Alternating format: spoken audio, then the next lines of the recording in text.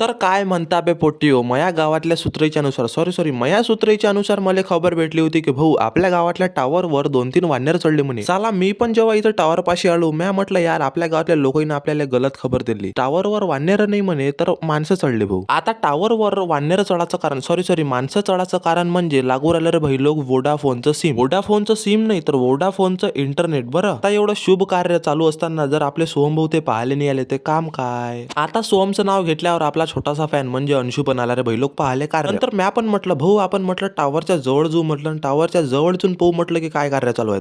आता हे माणसं लागले होते वोडाफोनचं इंटरनेटच्या मांग. म्या म्हटलं दादा म्हटलं आता पेळे तर द्या म्हटलं एवढं चांगलं कार्य चालू आहे तर म्हटलं इथं. पण नाही दादा का ब्लॉगर माणसाची गोष्ट ऐकून काय अबे भाऊ दादा त्याच्याच कामात लागले. म्या म्हटलं बरं म्हटलं बा तुम्ही तुमचं काम पाहा मी तुम्हाला व्हिडिओ काढ म्हणजे व्हिडिओत घेतो. यार दादाले असं टावरवर चढताना पाहिल्यावर ना मले माया मित्राची आठवण येते. माझे मित्र पण असे वान्यरावाने कुठेही चढत जाय. आता पहिले तुम्हाला एक गोष्ट क्लिअर करून देतो. हे वरतं जोर आलं हे आपल्याला माहित नाही काय होतं पण आपल्या भाषेत आपण वोडाफोनचं सिम म्हणू शकतो. आता तुम्ही म्हणाल वोडाफोनचं सिम तर मोबाईल कुठं आहे. अबे मोबाईल म्हणजे हा टावर. आता जेले माहित नसन भैलोक आपल्या शिवाले पण सरकारी नोकरी लागली बरं का. नंतर शिवा मले म्हणे की मी मया काम करतो म्हणे तू मया व्हिडिओ काढ म्हणे मस्त छान पैकी. मग हे कामावरचे दादा पण कुठं मागा राहत होते येईले पण घेतलं मग मया व्हिडिओ. नंतर कामावरचे दादा मले म्हणे आता मी मस्त सार्थक म्हणे वरतं चढतो म्हणे म्हणजे टावरवर चढतो म्हणे बरं का. आणि तू म्हणे आपला छान पैकी व्हिडिओ काढत जाय म्हणे. आता मी तुम्हाला खूप या गोष्ट सांगतो हे जे वरतं चाललं ना हे सिम न इंटरनेट पण नाही हे वय मिसाईल आणि हे चालली आता पाकिस्तानवर डायरेक्ट लॉन्च वाले. आणि आजच्या ब्लॉगला प्रेमाची पब्लिक मी इथे सेंड करतो. भेटू आता आपण नेक्स्ट ब्लॉग मध्ये. बाय बाय मंडळी.